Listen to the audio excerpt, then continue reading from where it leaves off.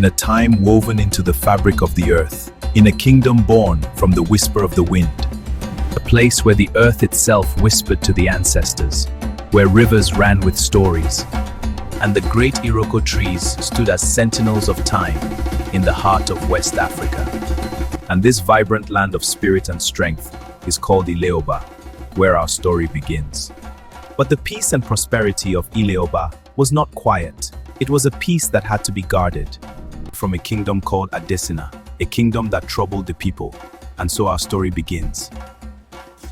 Not with a king, but a prayer, a covenant, a message, and a child named Osa. Dear husband, the night did not let me sleep.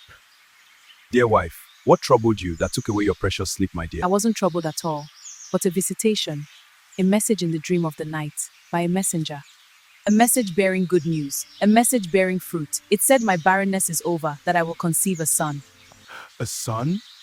But not just a son, a Nazirite, a vessel set apart. The voice was stern. No palm wine shall pass his lips. No unclean thing shall he touch. And this above all, no razor shall ever touch his head. His hair must grow unshorn, for it is the cord that will bind his soul to the strength I give him. This dream is not a request, my husband. It was a declaration. The story has already been written. We are just now turning the page. And so she gave birth to a healthy boy, one favored by the heavens.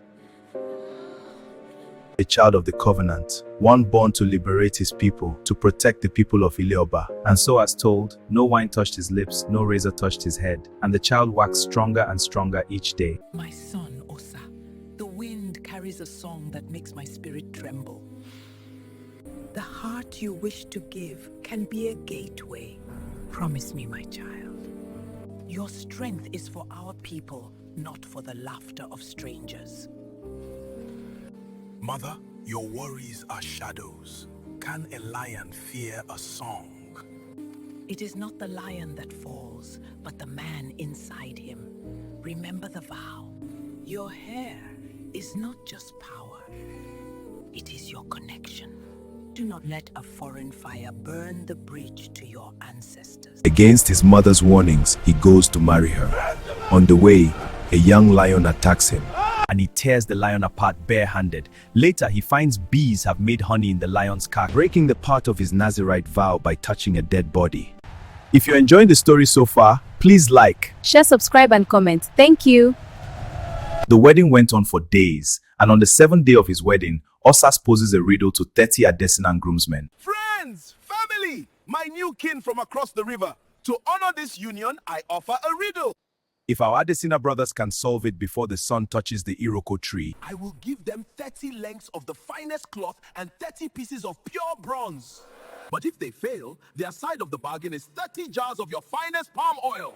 here it is. From the eater, something to eat. From the strong, something sweet. What is it? It's been hours and we can't solve the riddle. We can't let the shame continue. Does Adesina blood still warms your veins? Would you see your father's house shamed? Find the answer.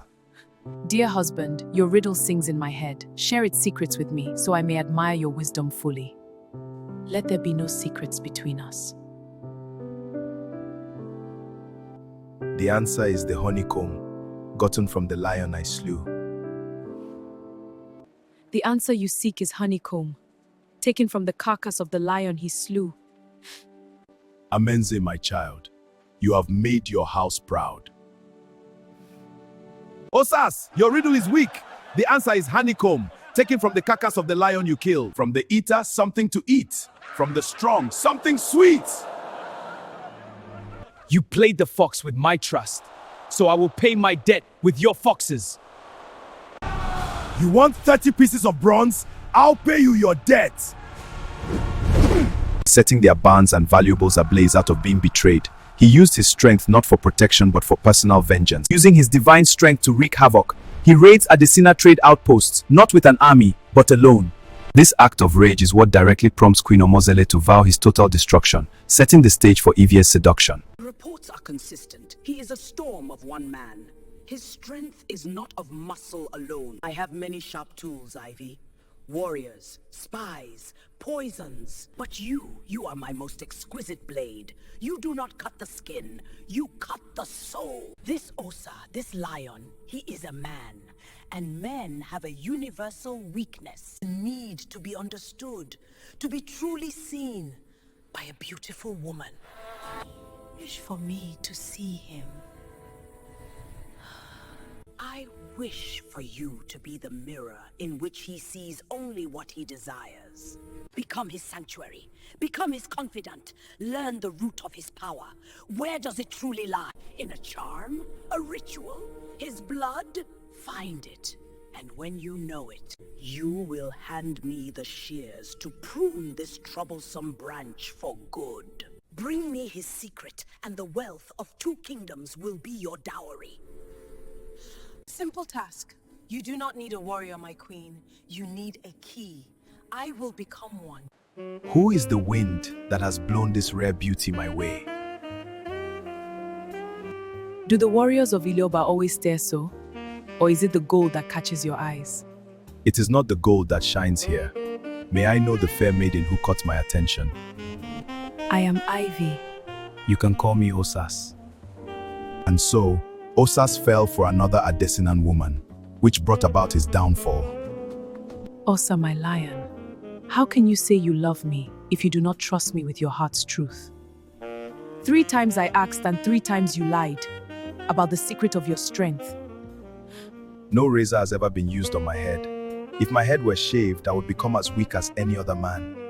While Osa sleeps on her lap, Ivie shaves off his head. His strength leaves him. He wakes up weak. The Adesinan captured him, gouge out his eyes, and force him to grind grain as a blinded slave in Adesina.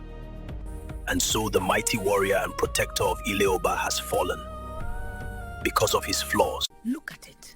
The might of Ileoba, reduced to a relic on a pillow. Do you see? There is the true conqueror. He was simpler than we thought. The covenant was not in a potion or a stone. It was in his very hair. A child's superstition. A child's superstition that defeated armies. A child's superstition you have plucked from the roots. You did not seduce a man, Ivie. You have dismantled a myth. You walked into the heart of their fable and turned out the light. You have done what 1,000 warships could not. You have given me the kingdom of the dawn. The lion is in the pit. The key is yours, my queen. Today, the sun rises not on Ileoba, but on us. The people of Adesina held a festival to honor their gods, so they brought OSAS out to mock him. God of my ancestors, let my life end with the enemies of my people. Let Osas's last act restore the balance. He braces himself against the pillars and he pushes with all his might. The temple collapses, killing OSAS and all the rulers and thousands more people in it. If you're enjoying the story so far, please like, Share, subscribe, and comment. Thank you. OSAS's flaw was his weakness for Adesinan women, the same people he was meant to protect his people from.